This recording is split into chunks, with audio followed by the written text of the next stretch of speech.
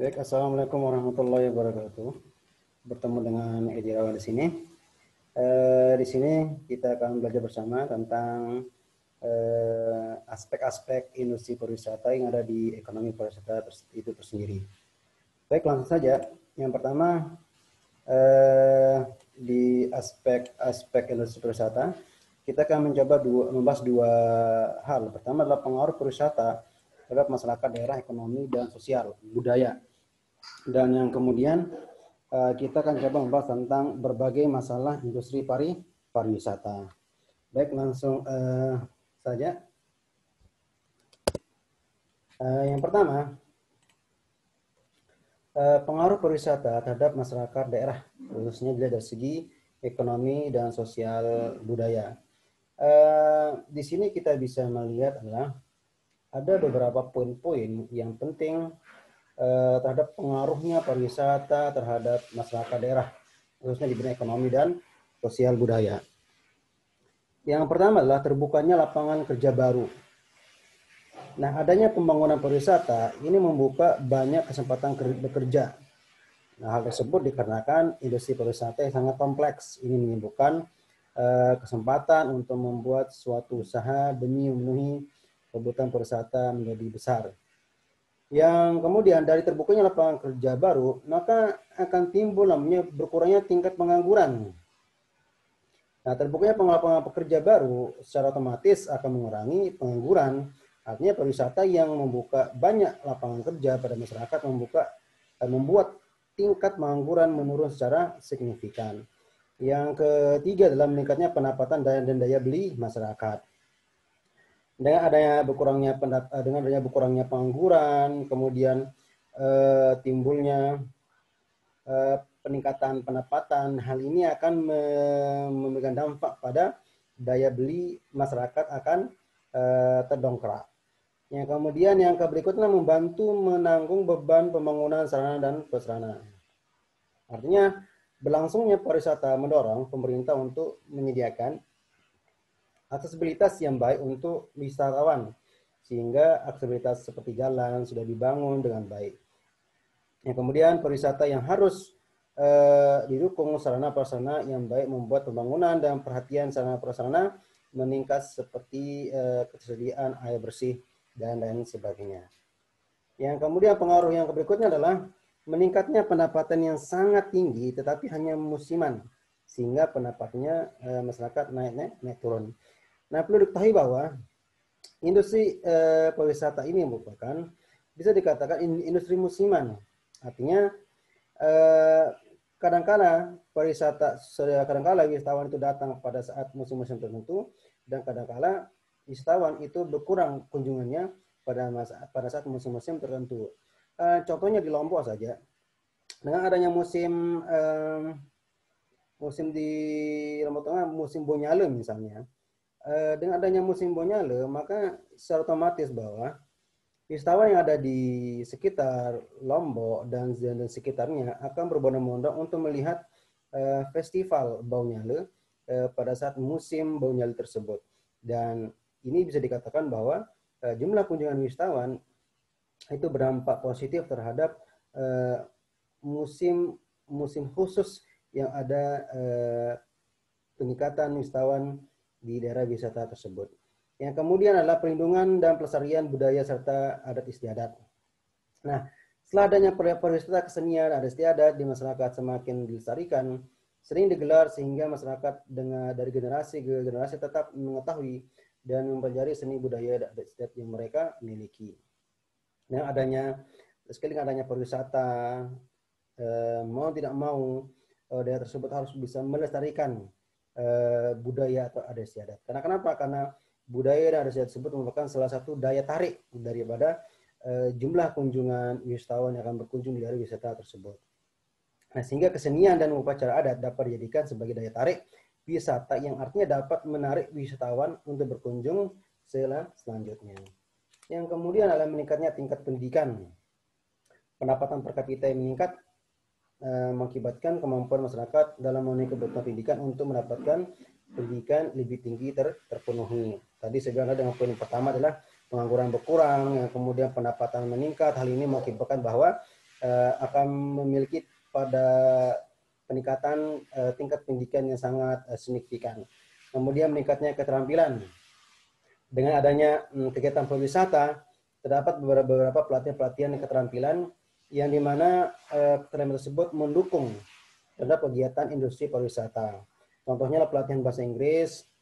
Hal ini digunakan untuk para guide agar bisa memahami budaya asing dan bahasa asing. Kemudian adanya pelatihan-pelatihan yang melakukan membuat keterampilan masyarakat dalam bidang tersebut semakin bertambah. Nah, kemudian penggunaan bahasa. Maksudnya wisatawan dari luar daerah menuntut bertambahnya penggunaan bahasa di masyarakat tujuan wisata tersebut. Ini sudah pasti. Kemudian meningkatnya kesadaran organisasi. Nah, setelah adanya pariwisata yang masuk ke masyarakat, banyak munculnya organisasi masyarakat untuk mendongkrak daripada kegiatan pariwisata tersebut. Sepertinya adalah seperti kelompok saudara wisata, di mana kelompok saudara wisata sini salah satu tujuannya adalah untuk menciptakan kenyamanan dan keamanan dan memberikan rasa keinginan tahuan terhadap wisatawan untuk berkunjung di daerah wisata tersebut. Kemudian meningkatnya penggunaan teknologi. Dari kegiatan industri pariwisata tersebut, penggunaan web, blog sebagai media untuk melakukan pemasaran juga akan bertambah secara signifikan.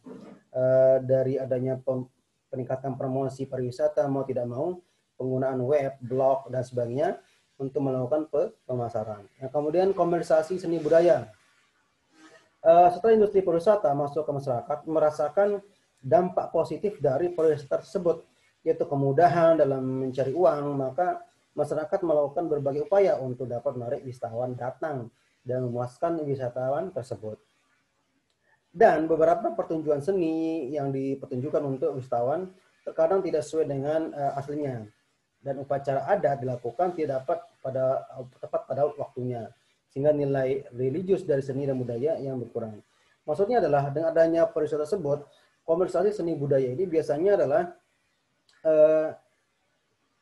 merubah daripada waktu jam pentas atau waktu seni budaya. Misalnya, seni budaya tersebut biasanya dipentaskan bulan Agustus, tapi karena kegiatan pariwisata bisa dimajukan atau bisa dimundurkan agar dengan tujuan untuk meningkatkan daya tarik wisata tersebut. Contohnya adalah perisahan misalnya. Anggaplah seni budaya perisahan itu dilakukan di bulan Februari, tapi karena untuk menongkrak pariwisata maka bisa dimajukan di bulan Januari. Yang kemudian dampak yang berikutnya adalah berkurangnya rasa bergotong royong. Artinya kesibukan yang tinggi membuat masyarakat jarang bersosialisasi dengan lingkungan sekitarnya, sehingga komunikasi antara masyarakat dan rasa gotong royong itu berkurang. Yang kemudian materialistik ini dampak yang begitu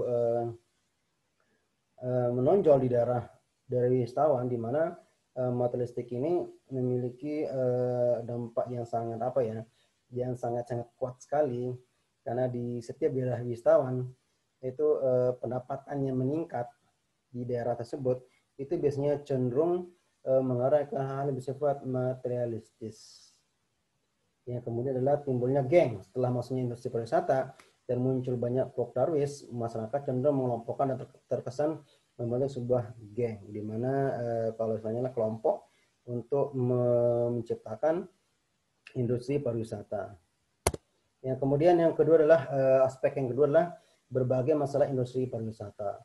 Baik, di masalah industri pariwisata ini, saya mencoba untuk mengangkat beberapa poin. Yang pertama adalah masalah infrastruktur, di mana infrastruktur ini mendongkrak daripada permasalahan industri pariwisata.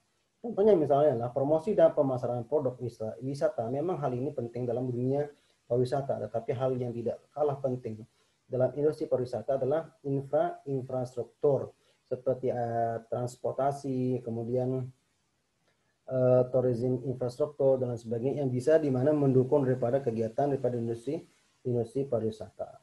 Oke, semoga ini bisa dibaca dulu, yang bisa dibaca di selanjutnya. Kemudian teknologi informasi ini merupakan masalah industri di pariwisata. Dengan